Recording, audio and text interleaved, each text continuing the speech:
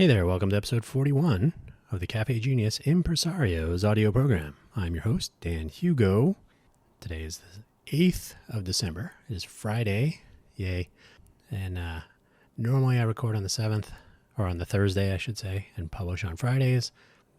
Various things about podcast and audio program publishing need to be adjusted, as Spotify, where we sort of publish the main feed, just laid off a bunch of people. So we'll see what's going on there. So self-publishing is going to be the rule of the day. Look for that coming very soon, sooner than soon at this point. But anyway, so today is Friday the 8th. And today, I normally would like to have guests, and not just be the solo host.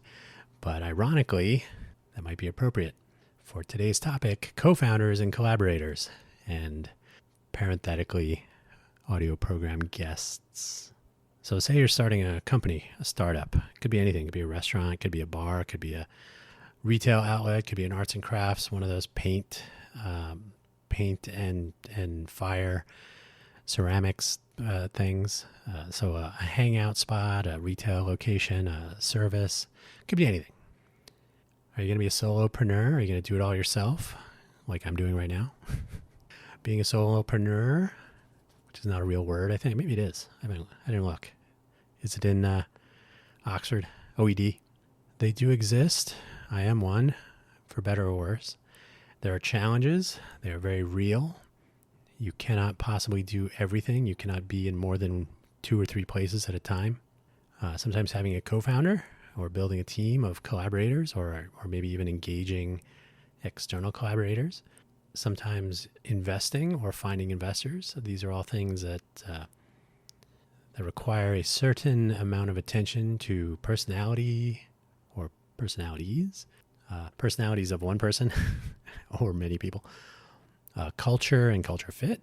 Whether the personality and the cultures fit with yours and together and so on. So much like a secret, as soon as you tell someone else, it is no longer a secret. So once you're a solopreneur and you invite others to participate, and you're not a solopreneur anymore, and you must pay attention to these things, everyone will have different advice. So this is not really advice. It's more sort of anecdotal observations and my own findings. Perhaps in 2024, if we return to the exciting world of guests, we can talk about things like how you found a co-founder or built your team, remote versus local, etc. But for the moment, this topic was actually inspired by this really sort of not life-changing, but certainly a aha moment. I found it on Medium. Unfortunately, it's members only. I do have a link to it in the show notes. I have a few links in the show notes. It's 3-signal test for venture capitalists when they're going to fund founders. Say that 3 times fast. So when they're going to fund founders, they look at the founders, and they have these 3 signals that they examine. And I thought they were generally useful, so we'll touch on that. There's a co-founder finder, cofounderslab.com. I would wonder about that. I think, like dating sites, they sound like a great idea. I don't know that automating the pairing or ending the collection of co-founders and collaborators via some sort of automated platform or matchmaking service may or may not work. It's hard to say. I don't know. But there's that link. As an example, there are many. I just found one and thought, that kind of looks interesting. And so it might be interesting to check out. But yeah, just in general, there are plenty of links. There are plenty of sources of advice. So this is an observation, a point in time, a snapshot. The Founders Institute is just a generally interesting resource for use in the general realm of founding a startup. These tend to lean towards tech, so that's something to keep in mind also. I think if you read Anthony Bourdain's Kitchen Confidential, the restaurant business and the tech business are opposite sides of the universe. And so as that example, you probably wouldn't find a co-founder of a restaurant in the same way you would find a co-founder of the next Google or the next Facebook or the next unicorn looking for an exit. I say that mockingly. Anyway, so Founders Institute, find a co-founder in the links. Your first startup hires, I'll actually go into that. We'll flip through the list of 8, I think it was 8 people that you should hire first in your venture. I don't know if I totally agree with it, but we'll skip through that. It's on the Business News Daily website. And I have a link to a TEDx talk by the infamous and always heartfelt Simon Sinek, the classic Start With Why. It's actually a good presentation. It's unfortunate that it became like his go-to, like everybody refers to it. He would talk about it anytime he had a microphone in his face. So it kind of got overexposed, in my opinion. It's still good. The original, back in the day, TEDx talk from many years ago is a little bit rough around the edges, so it has a little bit of authenticity to it, because you should start with why. Why are you doing this? So it's a good video. Check it out. I believe it's the full, I think it's 18 minutes, so right around the 20-minute typical TED presentation. It is a TEDx, by the way, but it's on YouTube also. So let's begin. Startups are a real challenge. I have started a couple things. They remained nascent. There was one which I just spoke about in the FFS Talk program that I produced on Thursday this week. If you haven't checked out FFS, well, that's unfortunate. Maybe I'll throw a link to my Buy Me a Coffee page here. I use Buy Me a Coffee to publish my creative works, my projects and so on, just in case anyone would like to buy me a coffee. It's not pay my mortgage, which I don't have. It's not fund my startup. It's not a GoFundMe or anything. It's literally, I will thank one of my former colleagues for the most recent, in a very small but hopefully growing number of a group of supportive people. I've just relaunched this. So Solopreneur, you only have to buy a coffee if you want to.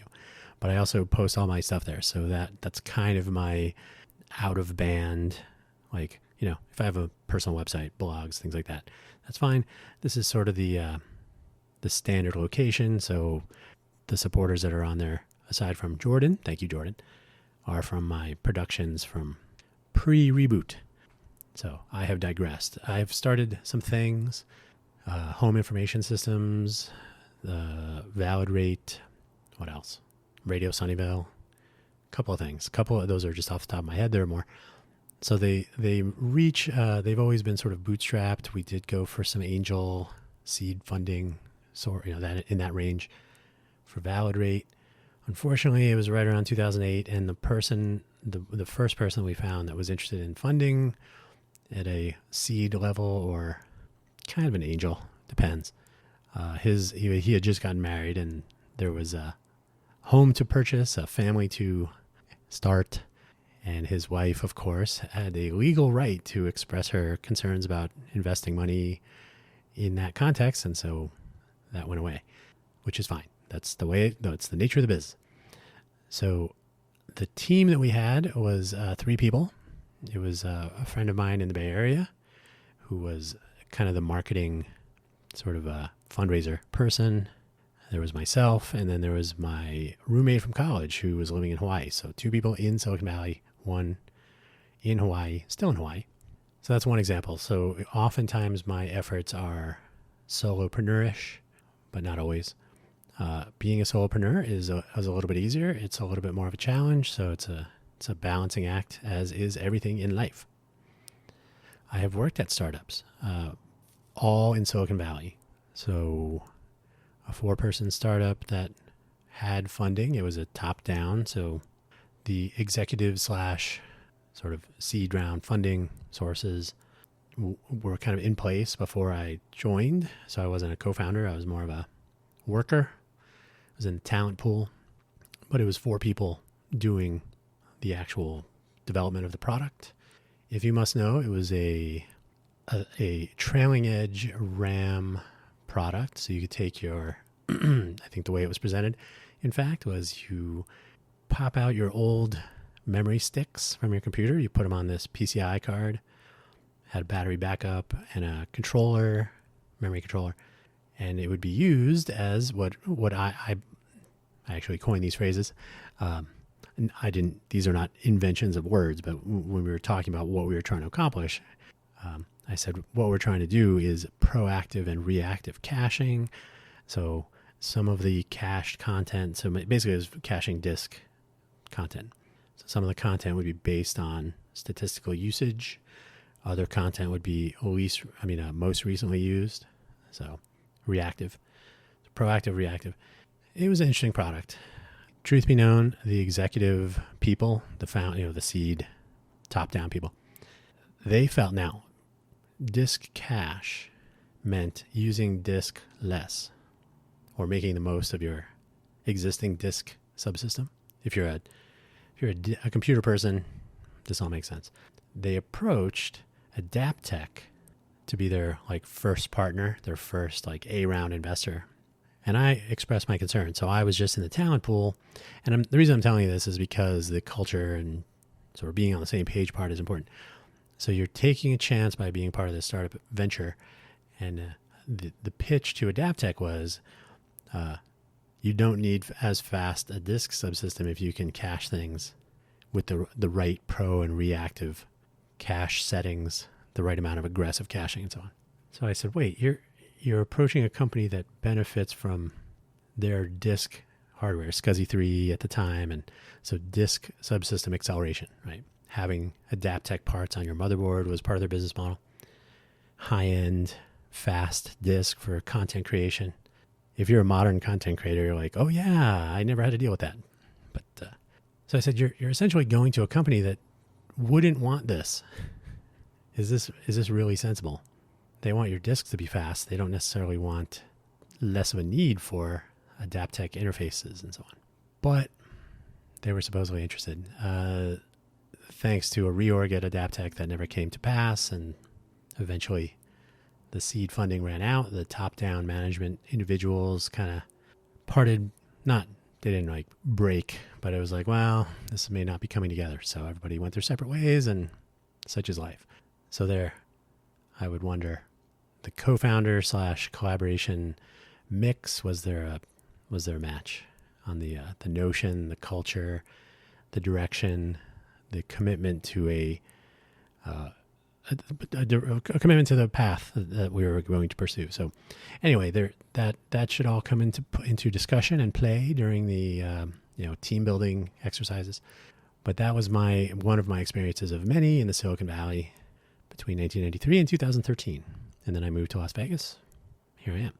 And of course, your startup experiences may vary wildly.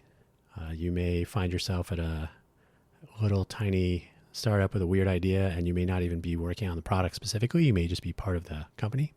Many get-rich stories, people that were at Cisco or joined Apple or wherever in the early days, not working on products directly, but just as part of the company. A few years later, they're millionaires. So that could always happen. You never know. But the startup experience is always different. That's what kind of makes it fun. So going solo or building a team, like I said, I've done both.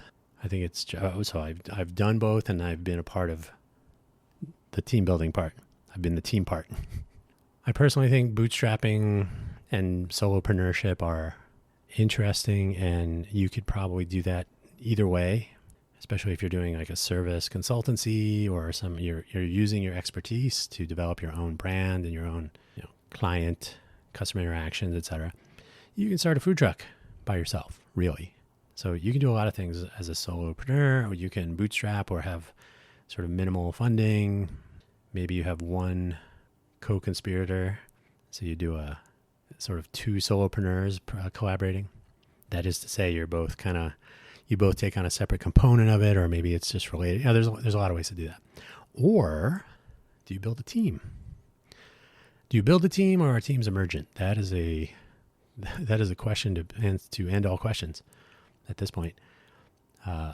In my experience in Silicon Valley, it was easy to have a team sort of, if you could poach, if you were at a company going out of business or laying people off, that was a little bit easier, but you could, how many times in history was it 2, 3, 4, 5 people? And you can see headlines today, former Apple employees form a thing and launch a product, etc. Right? Former Google employees doing this, doing that.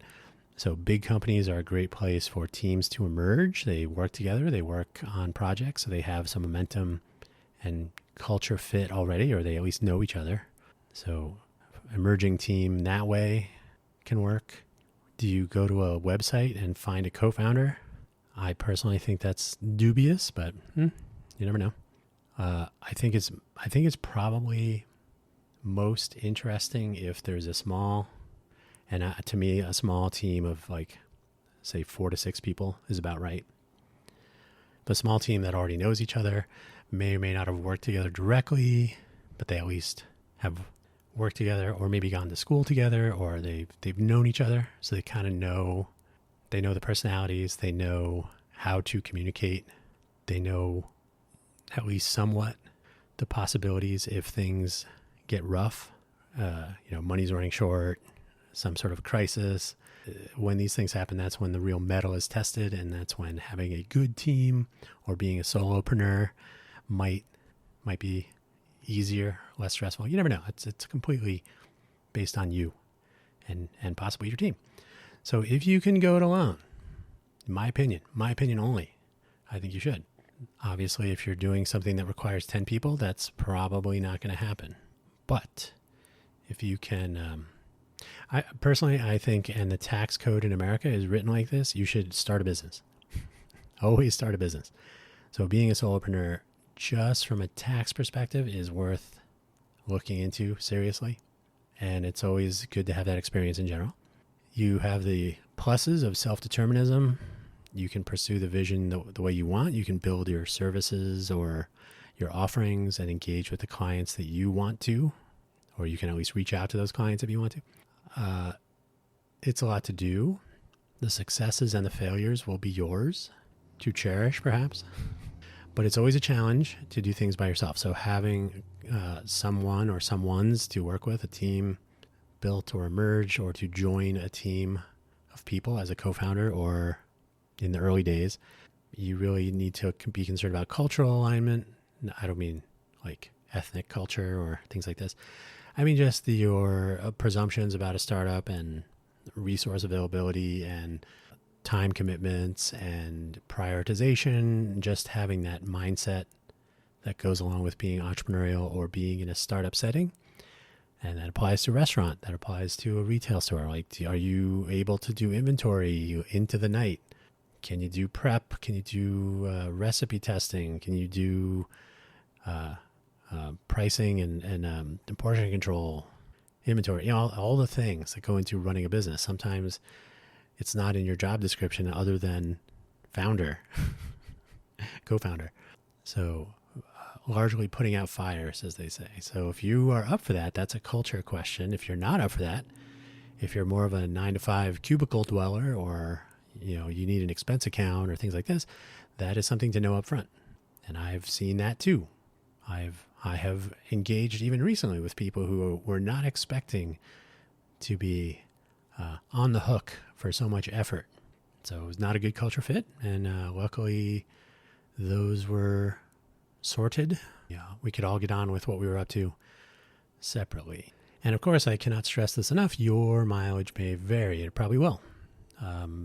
Culture is a very personal, unique, individual thing. Getting culture to fit. Well, that's why, that's one reason culture is important, because usually there are some sort of norms that emerge from a particular culture. So in an innovation culture, there's a tendency to want to try new ideas. In an entrepreneurial culture, there's a tendency to be ready to start a thing with limited resources. I can't remember which economist it is. It was, I'm spontaneously improving this. There is a economist, I believe German, the humorous the paraphrase of his statement, which is entrepreneur is somebody with an idea who intends to connect the idea to profit from an idea, right? But the joke was an entrepreneur is someone with an idea but no money. So in an innovation culture, in an entrepreneurial culture, you know that you are doing something new or somewhat novel. You may not have all the resources you need. You have to be creative. You have to make compromises. You have to adjust priorities, and so on. And these are culture fits that don't just happen. You don't just snap your fingers. You don't just sprinkle money on something and it just happens. Everybody has a price. You can hire someone, but will that someone get it? And when the money runs out, will they still get it? When the risk needs to be taken, is it a matter of believing in, or is it a matter of cashing in, cashing out? So I've been in these scenarios on different sides of it, and it's tricky, and it totally depends on the people involved. So I'll interrupt the flow with the 3 signals I referred to earlier. Again, it's a Medium members only article. So if you're not a Medium subscriber, it's not a plug. It's merely the fact. So I do have a link to the article, but you will only be able to see a very small part of it if you're not a... So the 3 signals. Now this is written in the context of a venture capitalist seeking the basis of a decision about funding founders, right? So the 3 signals. Number 1, significant accomplishment as a teenager. That sounds a little strange, doesn't it? Think back further for some of us. When you were in high school, maybe even junior high school, so you were 12 to 20, probably more high school, but certainly college. Some of college is in the later teenage years. Were you doing stuff, or were you merely turning in your homework, showing up for class now and then, and just looking for the end of the school day, waiting for summer, goofing off? So when I first read this article in general and I saw that, I was like, that's really interesting, because now I did happen to attend Harvey Mudd College. So a lot of the people at Harvey Mudd College were, I don't know if overachievers is the correct term. That sounds maybe slightly pejorative, but they were certainly not prone to ending up in the lower part of the curve. So these were people that would, show up early, do the extra credit. These were people that were interested and interesting, and that showed. It showed in the choice of their school that they attended. The Harvey Mudd, if you're not familiar, it's like a smaller version of Caltech, right down the street, rival school. My major was engineering. The majors tended to be, the engineering was the more popular. Chemistry was second, physics, biology. They've since added more liberal arts style majors as well, but Harvey Mudd at the time was the top engineering school in the nation, so it was a very strong school, but you'd get that at MIT, Georgia Tech, Columbia, the list goes on, and Caltech. So the people that I would encounter tended to be sort of at the top of their class, or doing interesting things, experimenting, inventing. There were people that were already working for companies when they were entering college. They were already, co-founders, or they were in the initial talent pool. And again, this was a nerd school, so they tended to be more technical. But there were people that already were doing things. They were already along the path. I myself, I was particularly interested in flying. I was deeply interested in computers. I've already done an episode of the Quaggling Sand. That's another show I produced recently. And that was all about my early days of computers. I was so interested in computers that there was any computer anywhere, anytime that I could get access to, that I could use. So I was intensely interested in computer technology, reading, writing, showing up, user groups, meetups. Anytime I could touch a computer and learn from it, I was in.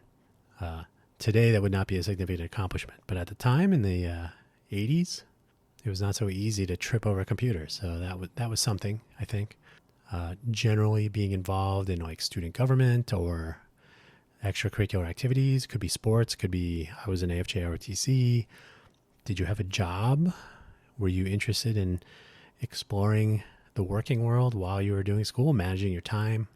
So today, some of those things are not significant, but I think at the time that the leaning towards tech, my intense pro-action in both the Air Force direction, which I ended up not pursuing, technology in general, etc. So personally, I think that is a pretty strong signal, just in general. If you've attended your reunion, which I have not, I did not attend my 10 or 25 or 100 or whatever's come to pass. But if you do, you will probably find that the people that in high school were always doing things, that you always saw their name, you always heard their name, most likely to this, that, the other thing, that they probably ended up doing something interesting Not always, not guaranteed, but as a signal from the early days, you might find that does correspond. And so I found that to be particularly insightful. So I continued reading. The second signal in this article, obsessed with a specific problem. This goes right along with the Simon Sinek proposition. I was going to say preposition. Proposition that you start with why. So if you're obsessed with a specific problem, that's your why. Like, I want to do this because this is a problem and I want to solve it. You may or may not be entering the game thinking, here's a thing that I can capitalize on. I will make money. I will get rich. I will exit. That doesn't bode well, I think. So if you're obsessed with a specific problem and you want to solve it, if you want to invest yourself and other people's money, you have the passion. And this is why, by the way, venture capitalists don't sign NDAs. And the defense of that is, if you don't have that passion, if you are not invested emotionally and personally and psychologically in this notion that you want to pursue, then sure, you can steal an idea, but it won't be the same. So a VC won't sign an NDA because other people have this idea. The question is, who has made this idea their obsession of sorts? And that will show in the progress and outcomes, theoretically. So if you're obsessed with a specific problem, I have several that I spend a substantial amount of time on. So that resonated with me as well. Like, oh yes, if you are in it for the money as a founder or as a co-founder or as a part of a startup, if you're opening a restaurant to get rich, you probably need to reconsider that. I have mentioned in previous episodes, I was the director of two different owner associations for mobile food vendors or mobile vendors in general. I found that the people that start food trucks, for example, about a third of them were like chefs or had a food concept or grew up with a particular style of food, or the people that were the kind of person that gives hands the food to the customer and really wants to watch them try it or is excited to hear their feedback, etc. So those are the true believers. Like, I love cooking for people. I love seeing their reactions, hearing their feedback, coming up with new ideas. There are some people that like the front of the house, if you will. So they like the customer experience. They like talking to people. They just like the business. They enjoy it. So if you say 1/3 is the back of the house, 1/3 is the front of the house, the other third, and this is just based anecdotally, this is what I found in my travels with the two owners associations. One was in the San Francisco Bay Area. One was here in Las Vegas. So another third, that final third is, food trucks are popular. I will do this and try to make money. And I found those to be less authentic, less genuine, a little bit quicker to exit if things got rough or challenging, a little bit more judgmental, maybe a little bit more cutthroat. So those 2/3, people that are really in, I found to be more interesting. So they, not necessarily obsessed, but certainly their why was more sincere, I guess. So that's not necessarily an obsession, but maybe you are obsessed with cool food concepts and you just want to try it and you can't afford a brick and mortar, as we say. And then the third signal, which is a little bit more nebulous, is a disinterest in normal things.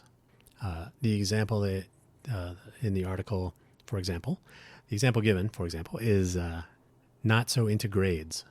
So you could say that, not necessarily listening to other people about here's what you should do or here's the measure of your success.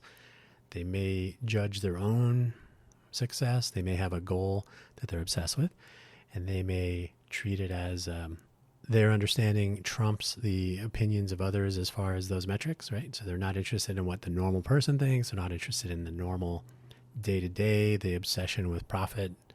Maybe they want effective outcome that isn't necessarily measured in profit. So I thought that was an interesting signal as well. So your signals may vary, and I can't say that the disinterest in normal things is in my top 3, but it does make sense, and it is probably in the top 5. That will be, if I have a guest on this topic, that's something to explore, is how we actually consider who we would want to have a business relationship with in a startup scenario.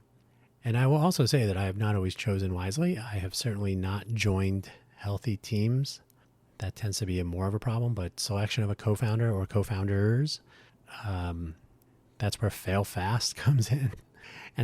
So I think one of the top three for me would actually include like sort of flexibility, the ability to roll with change, to be able to pivot. Not so easy to find. This goes back to the do you need an expense account, and do you expect to have a 9 to 5 and know what tomorrow will bring ahead of time? Or because I've worked at places where you're like, oh, it's Thanksgiving weekend and something is broken, so we got to fix it. So you just have to fix it. That's the way it is. If you do anything internationally, not every culture and place has the same holidays. So Thanksgiving in America is not Thanksgiving elsewhere. So these are the sorts of things. So I think in my top three, I would put the disinterest in normal things, top 5, but I think my number 3 would be flexibility, the ability to deal with crisis and pivot accordingly. But anyway, top down or bottom up. And this comes up all the time in a lot of different contexts. And I think I'm really more of a bottom up person. The top down approach, and this comes into play in the other article I mentioned, the first startup hires, which I'll run through here. Do you start a company? Do you start any project and immediately think, who is going to be in charge of this project? Or do you tend to believe that you are going to be in charge of your project? And if anyone helps you, you'll either collaborate as peers, or they will, I don't know about work for you, but they will take direction from you. You will lead the project because it's your notion, your idea, you have a plan. And do you think bottom up, like, okay, we're all going to make this work, and then we'll figure out the details later. We'll hire a CEO and a CFO when we have reason to do so. Or, as this article suggests, your first hires should be more top down and put that structure in place. I've been involved with both, as I mentioned, the one RAM cash thing. There were not titled executives, but certainly a top-down approach as far as funding, initial funding sources, and direction. So more of a board of directors arrangement. Let's pull up that article and let's skim through. Hey, there it is right there. So I'm just going to read this one. I don't believe there's a paywall of any kind. So let's flip through number 1, which is actually 2 roles: CEO, COO, Chief Executive Officer, Chief Operations Officer. I don't know if this applies for a tech company, if you're starting an application of some sort. I think if you're starting a restaurant, and I always try to pick non-tech because my background is mostly tech, but not all tech. I've actually worked in restaurants and I've been involved with food trucks, like I said. So I've got some adjacency familiarity. Do you want to find the CEO, or do you want to be the CEO? I think that's a super common founder question. And I think one of the mistakes that we always make, me included, is that being the founder means, of course, I'm the CEO. But that is not always in the best interest of the effort, especially if you need fundraising early. Your CEO is almost certainly going to be the person with a network. As it says here, they're a big picture person. They're going to, if not dictate directly in the early days, they'll certainly be a part of steering the direction and vision. And then ideally that person will be the storyteller when it comes to handshaking and talking about fundraising. The COO might come later, but certainly if you find yourself needing to have infrastructure, somebody with that role will be important.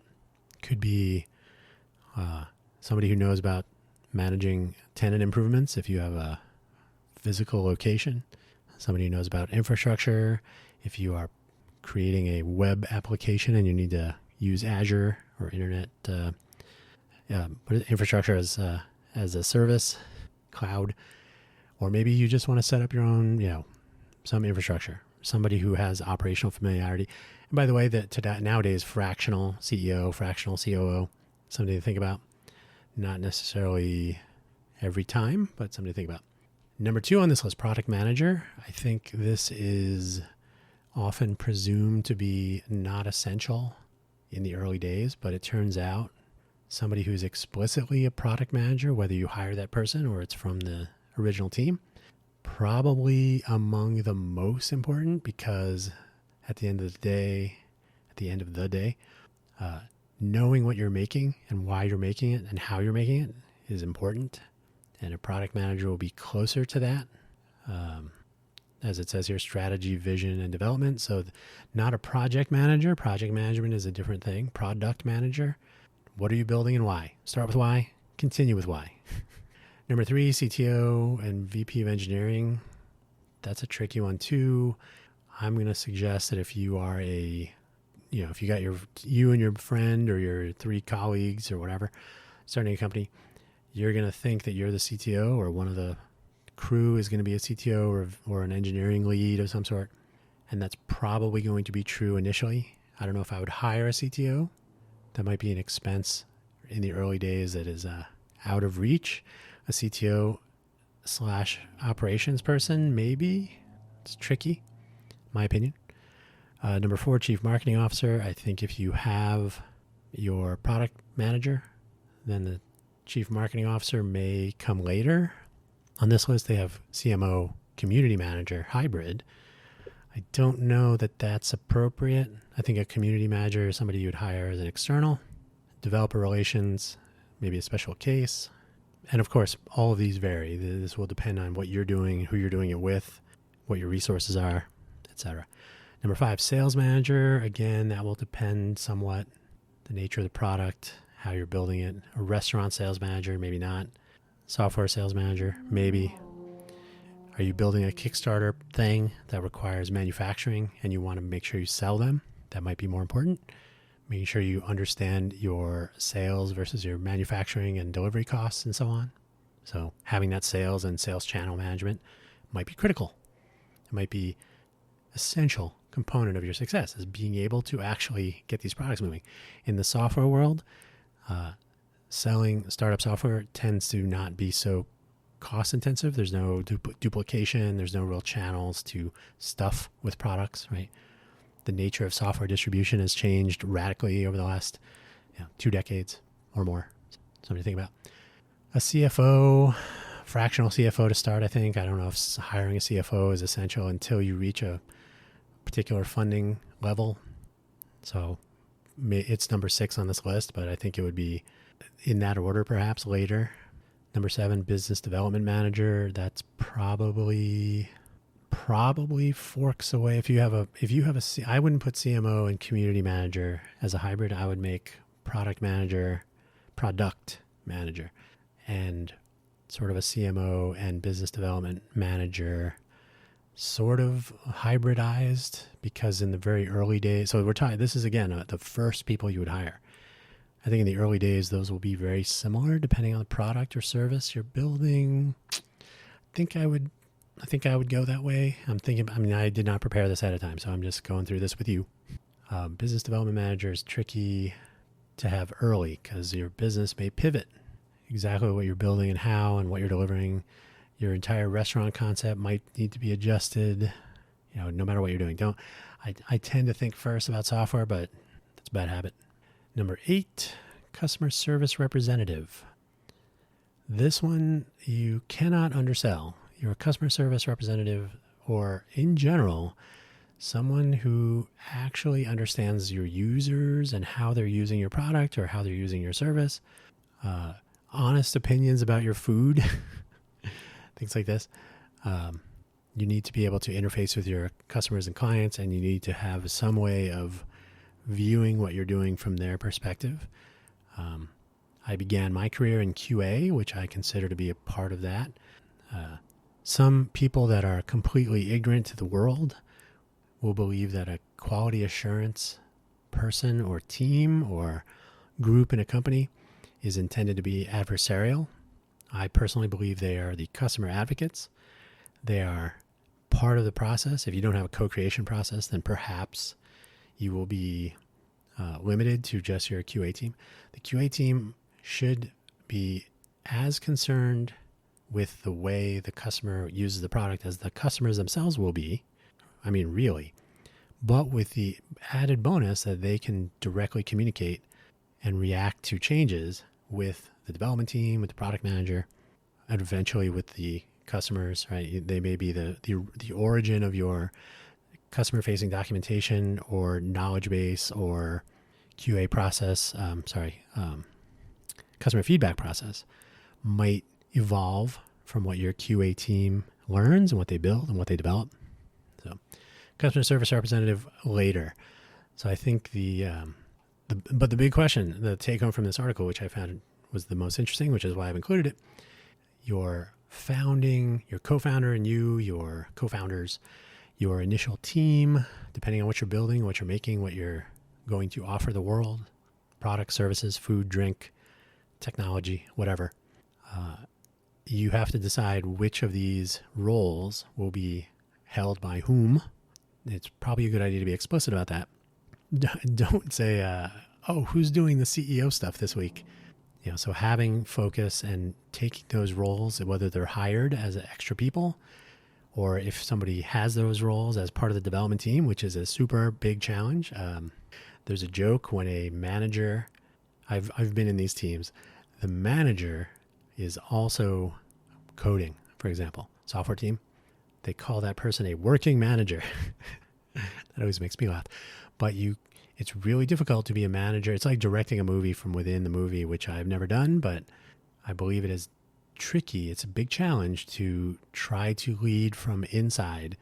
Now, obviously, that's a good quality of a leader, but you're not only leading from the inside, but you have a managerial responsibility, which means reporting to infrastructure if there is one, or holding one of these roles, either fractionally, virtually, or really. When the phone rings and they're looking for the CEO, if you are it, you have to stop coding. You have to stop working on the menu. You have to stop, working on the logo design or whatever else you're doing for your startup venture, and wear the CEO hat. So it's always going to be a time management issue, cognitive load of switching roles and having the responsibility that you must put out that fire. So I think these are serious considerations. Even if it's just you as a solopreneur, you will have more of these roles to take on. Trust me. So another thing that will come up when you're trying to find your co-founder or your team, should you be remote or should you all be in the same room, or both? The new hybrid workplace. For my Vegas crowd, this is a culture of transience. I have encountered this many times in the 10 years I've lived in Las Vegas. People will literally disappear almost mid-sentence. So it's tricky to count on, especially non-binding collaborations. That is, they don't work for you, you don't work for them, you're more in a discussion phase, the early stages of some sort of collaborative effort, and then they simply disappear. And that happens. Sometimes they will give you a warning like, I may or may not finish this. And you're like, sentence? Commitment? What? So sometimes the local Vegas crowd can be tricky, depending on what you're doing. If you need a bartender, that's a different story. If you're looking for a co-founder of the next unicorn to make billions of dollars, totally different. This is a remote world. It is completely possible and almost not an expectation, but certainly expected to be a possibility. It's not outside the realm of possibility that you could have remote workers, you could have remote external people collaborating closely, remote employees, remote management. Maybe you have a daily stand-up Scrum style meeting via your favorite video chat platform, which is a challenge. But there's a cultural component in a stand-up setting, not culture, but I mean in this setting, the interactions will tend to be quick, and there's a kind of looking at each other and a spatial component, like you're in a circle of some sort, or so there's a physicality involved with stand-up meetings that I think legitimately is tricky to accomplish in a virtual remote meetup. In a hybrid setting where some people are there and some people are calling in, it's tricky. At that point, it becomes a real question of who your team members are and whether they can rise to the challenge, right? Like, oh, we have to make this work. It is ultimately worthwhile. And then you do. If you give in to the notion that, oh, it's not convenient, therefore it will never work, I think you should be ready to get off that road. But we are in a remote world now. I think remote workers, full-time participants, legitimate co-founder roles or fractional contract basis, etc. These are all becoming the norm, and that should be absolutely on the radar screen, so to speak. And if you are not based in Vegas, think about this. What if you, and this I always give the Intel example. I used to work for Intel Corporation. When the Intel sales and marketing people wanted to get together, clearly at the time, I don't know if this is still true, at the time Intel was operating in 100 countries. That was part of our new employee orientation presentation. So 100 countries had some sort of Intel inside. So sales and marketing all over the place, multiple languages, multiple locations, multiple staff sizes, engagements, etc. So every year, the Intel Sales and Marketing Conference held right here in the oasis in the desert, Las Vegas. If I remember correctly, Intel always has blocks of rooms at the Venetian. Executives stay at the Palazzo, and then they have meeting spaces set up somewhere. The year that I joined Intel, they were having their conference. I think it may have been at the Venetian Expo, may have been somewhere in the Venetian. They also may have had it at Encore, if I'm not sure. Either way, they get a bunch of spaces. They have all their sales and marketing people come to Vegas. They stay for a week, and then they go away. So that's an interesting example of bringing your hybrid team together to be local. They're all in the same room, or they're all proximal. And that is completely possible. And in fact, you may build an amazing team of people that doesn't all live in the same city or can't come into the same office space. And indeed, Intel being based in 100 different countries, like I said, all the projects that I worked on were not in Las Vegas, certainly. But I spent time in Ireland, I spent time in France, I spent time in Italy, I spent time in Oregon, which is like another country.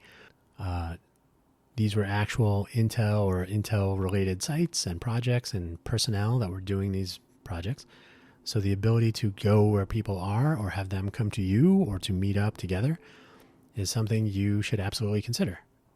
Just because you can't find people to co-found or collaborate with in your zip code does not mean you shouldn't pursue your notions and ideas and build a team or have a team emerge magically and allow for the fact that they may need to travel. And it may actually be completely cost effective to come to Vegas or keep it interesting and move it around a little bit. If the costs allow for it, you can do a meetup in other places. There's a reason that conferences are held in different places, because if everybody came to Vegas all the time, the only happy people would be in the Las Vegas Convention and Visitors Authority. So the ability to change it up and to take advantage, or maybe sometimes you go to where your remote team is. If your team is spread across 5 cities, maybe you rotate through. I worked for True Vision one time. It used to be Raster Ops and True Vision. They merged. They stuck with the True Vision name. True Vision was in Indiana, and Raster Ops was in Santa Clara. And so when they merged completely and changed the name, the CEO, Louis Doctor, who I had a story about from my first job in Silicon Valley, Lou brought the entire Indiana team and their families to Santa Clara, and we had like a week together, getting to know each other, working together. So now it wasn't just a person on the phone, it was a person you met and you hung out with. You can do that with smaller companies. Certainly if you are in a startup, I would absolutely recommend that, actually. That is a piece of advice I will give you is, if at all possible, enable your team to hang out. Don't be explicitly only virtual if you are pursuing a virtual, remote, hybrid. Make sure they actually have opportunities to spend human time together. And I've seen people that tout their remote workplace policy as, remote first. And I have literally said, hey, how come you never have people like get together for a coffee or something? And it's just not their priority. Their priority was remote first, not getting together. I think that's a failing. I think it's something to absolutely be aware of. And one of those, the roles that's not mentioned in those first 8, you could argue, no, you can't. You can't even argue this. It's not a product management role. It's not a VP of engineering role, because not everybody's going to be engineering, or COO, right? I don't think it's a C-suite role. I don't think it's not really an HR role, but somebody has to be aware of the people involved in your startup. And it's always left to chance in my experience, and it shouldn't be. Somebody has to kind of keep an eye on and make that a formal thing. Keep an actual eye to keep an eye on the health of the organization, the individuals that are the organization, and make sure you account for the need occasionally to actually be humans and interact as though everybody wants to get to know each other and interact about something other than work. And this is the water cooler argument against remote work. But the fact is, you can actually, even virtually, have engagements that are not work only. And I think that's an important thing. Add that to my list. Maybe that's somebody in my top 5. You got to have the chief fun officer of some sort. Finally, we're coming to the end, I promise. Are you starting or considering joining an aspirational, man, my voice is going, an aspirational, nascent, or already started startup venture? So if you have an idea, if you have never done this before, or if you have done this before, and it's probably 50-50 on whether that's a reason to not do it. But if you have an idea for an idea and you're just pondering it, then you're an aspirational entrepreneur. You're an aspirational startup person. Or maybe you're like, I want to get a job in this field that I prefer. Maybe I just graduated from culinary school, or maybe I'm a junior coder fresh out of a boot camp, or a recent college graduate, or whatever. Restaurants and software. See, my family owned a restaurant, and I've worked in restaurants, so I fall back on that one as a non-technical focus. It is difficult to build a team at that point. My experience says this, and I think common sense. So if you have an idea for an idea, or if you're that early, I think it's tricky. You can't just go around and share your idea, especially if you haven't flushed it out completely. I think it's a formidable challenge to find co-founders and potential team members that will spend any legitimate time. And like I said, there are people in the greater Vegas area I've encountered. You may start that conversation in this time frame, in the aspirational window, and those people will be very excited, and then they will be very gone. So there's no commitment. It's very, very difficult to have a legitimate effort and focus at that point. Co-founders at this point are probably going to be your friends, recent colleagues and coworkers. If you're aspirational and you're all working together, you're at Inatrode or something, and you're like, you know what, we should all spin out a company. That's a special case of an aspirational startup notion, right? You kind of all, at some point, a light bulb comes on at the same time, and you're all like, hey, yeah, we could do this. So that would be nice if that would happen more frequently, but I don't think it does.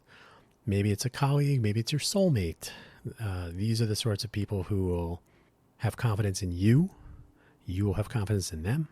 Otherwise, I think it's difficult to be an individual sitting in a coffee shop and say, hey, we always come here around the same time every week. You want to start a company? That's very tricky. I will not go into detail, but it's the kind of thinking that I have fallen victim to. Avoid. Once you have some things in place, once you flesh out the idea, maybe you've written down a business plan or you have a business model in mind. You are not necessarily committed in stone to anything, but you certainly have penciled descriptions, diagrams. You have your Sharpies and some paper that you write ideas on and share with people for a Sharpie collaboration, which I like. Maybe you have a prototype. Maybe you have the beginnings of a beginning. Maybe you have a menu that you can taste, right? You have your concept for a restaurant, and you have a few dishes that you could actually have some people over and say, here, would you go to a restaurant and eat these items? Now you're talking. Now you have something to discuss. Now you have people that could lean in a little bit. Maybe they can smell what you're cooking. They can use the thing that you're building. And by building, I mean, it could be a software thing. It could be a thing. It could be a piece of furniture that you made in a wood shop. It could be anything. So if you have something tangible, I think you get two things out of that. One, you have demonstrated your leadership by doing it. You're not waiting, you're doing. I think that's intensely valuable. I think that's something that would be a big draw for people who don't know you as well, don't know you at all. That's tricky on itself. people who do know you will probably not be as surprised to see that, oh, you were just talking about this a month ago and now I'm trying the thing that you've been talking about. But I think the nascent stage is where you are more likely to find some collaboration. And in these early phases, I think aspirational is almost impossible. Almost. I think nascent is probably where you're going to get the people who kind of know you interested. I don't know if this is where people would attempt to find a co-founder on a website. Maybe. In fact, probably. But I think the nascent startup is really the sweet spot. I think that's where things really get interesting, but you're still early enough so that you could really learn from a co-founder or some early collaborators, your startup team, where you kind of go, okay, version 0 of the idea works, but what about some extra inputs? Now, because once you have a thing, and this is why hackathons are so valuable, once you have spent enough time to have a thing that you can look at, you can taste, you can touch, you can have it in your hand, you can use it on your computer, on your phone, you're beyond the idea stage, but you aren't at the product stage. It's not even an MVP. It's not even quite a prototype, but it's something that you can start changing, right? Once you have a thing that you can apply changes to, now you can discuss and maybe do like, ooh, what happens if we put some salt on it? What happens if we cook it longer? What happens if we change the user interface so it's left-handed or whatever, right? You can actually experiment and have tangible outcomes. So I think this is an interesting time to begin bringing in real thought leaders, real innovators, people who will actually help craft a successful version 1 of the thing that you have been dreaming about and maybe obsessing over, the problem you want to solve. The startup that started already, that's a different thing as well. That's where you're going to start looking for real money. That's where you're going to start talking about your product. That's where you're going to maybe have a minimally viable product, the MVP.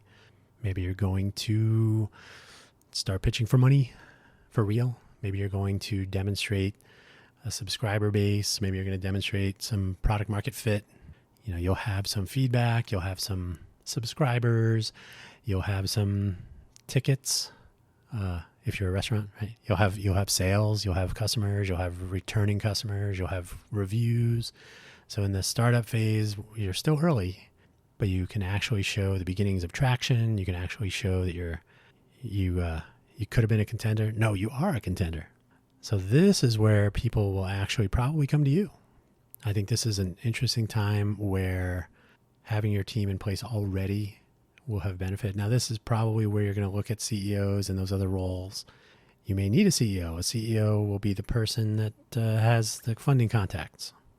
Maybe they're an experienced CEO.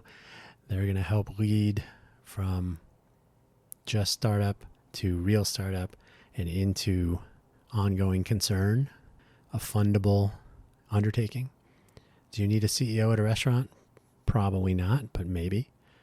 Do you need somebody who will have that role? Probably. When the phone rings, the person that picks it up may be the CEO, depending on which phone number they're calling.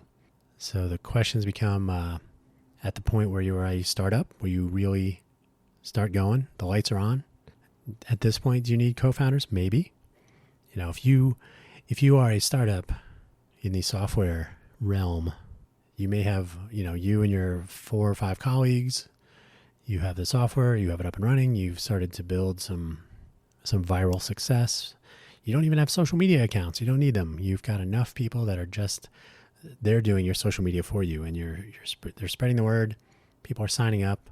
You have some sort of early adopter support, Kickstarter, GoFundMe, whatever. We fund. Maybe you've done a public sort of it's a social offering of sorts, right? It's not a stock offering. It's not a ICO. I'm just sorry. What is it? What is it? ICO, right? Initial crypto offering or something controversial. So you're asking people to fund your undertaking in a legal way. So having co-founders and early team members join after the founding team, you may have some idea of what financial stakes could be. You might have actual salaries to pay. Oftentimes in the nascent state, you're often trading sweat equity, as they say, right? You're going to benefit later. You may not be getting your market rate. You may not even be getting it at the startup phase, the started startup phase. but you may be getting some equity in a thing. It's nice to know that that thing will be a thing, right? So equity, actual compensation, some IP development concerns. And again, this applies to everything, not just software. If you've ever worked in a restaurant setting where somebody joins your restaurant, steals your recipes, and disappears, only to launch their own restaurant, 3 months later, intellectual property is a thing. And see, at this point, it's not necessarily a passion question. Once you're up and running, you now have a provable success possibility. You have a thing, you can taste it, you can smell it, you can try it, you can use it, you can subscribe to it, you can pay money for it. Now stealing your idea is a question of, can I steal it and copy it sufficiently so that I can do it cheaper, better, whatever. Reaching that phase requires some passion, some risk taking, some all-nighters. But once you're up and running, if you want to steal the McDonald's ideas, it's not necessarily a question of being passionate. It's just a question of being lazy and a bad person. But so once you're a startup, I think the whole notion of passion as a driver begins to fade, and I think you run into more of a logistics and operational concern.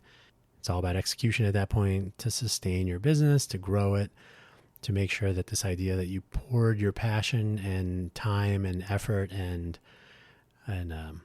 everything else into to get through that nascent stage, to get to the point where people can actually go, oh, cool, and they lean in and they want to know more, the aha.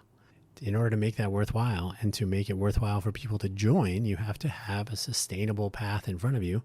And that's where you have to protect yourself at that point and so on. I'm not a lawyer and I'm not going to tell you how to do it. But I think once you become a startup, once you're out there, once you've put yourself out there, and once other people can see what you're doing, they can experience it, they will become jealous. And envy is an awful driver. But it's something to be worried about, something to be concerned about. Not something to obsess over your product and your customers, but it's certainly something to be aware of so that you can continue to obsess over your customers and your products and not have them ripped from you by someone who's profit driven with a cutthroat attitude. So that's another topic of the greater Vegas area that we can talk about another time. End of the day, you should check out those links. Again, I have that first startup hires, the list of 8. I think technically it was like 10. But some of them were merged, and it put CEO and COO as tied for number 1. So 9 or 10 people or roles. But that first one, though, if you can't read it, I think those 3 signals are totally worthwhile. Like I said, my top 5 would include those 3. But something to think about. I'm going to add.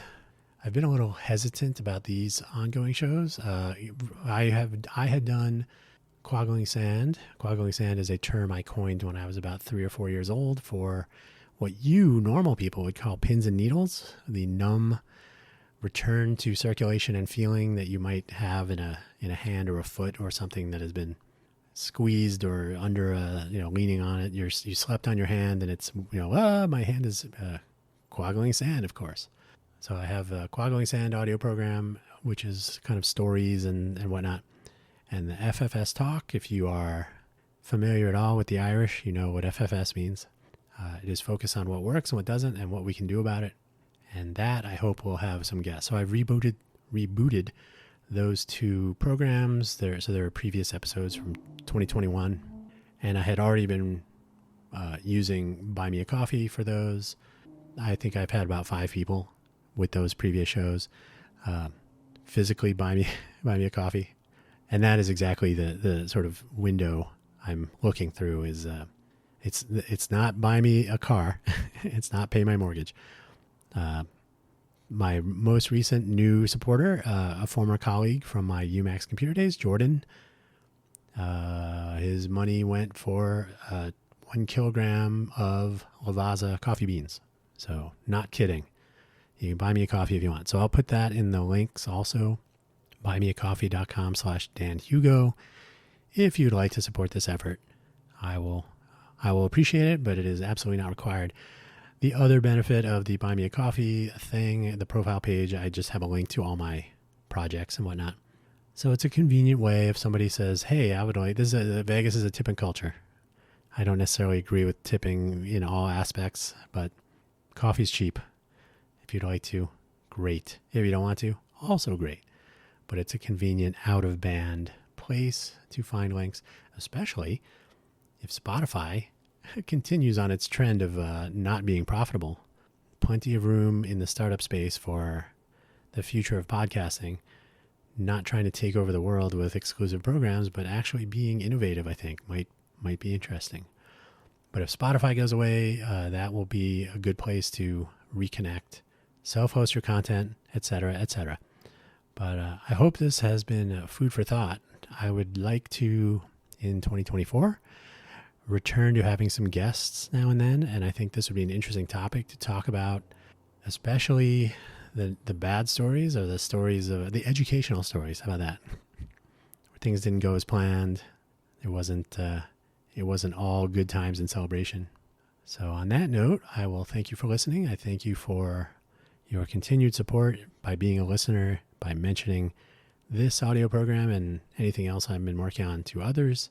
Here in Vegas, I wish there was a better way to discover these things. Oh, wait, maybe I'm working on something like that as part of the Innovate for Vegas Foundation. I'll leave it there. Thank you. And if I don't see you, have a happy new year.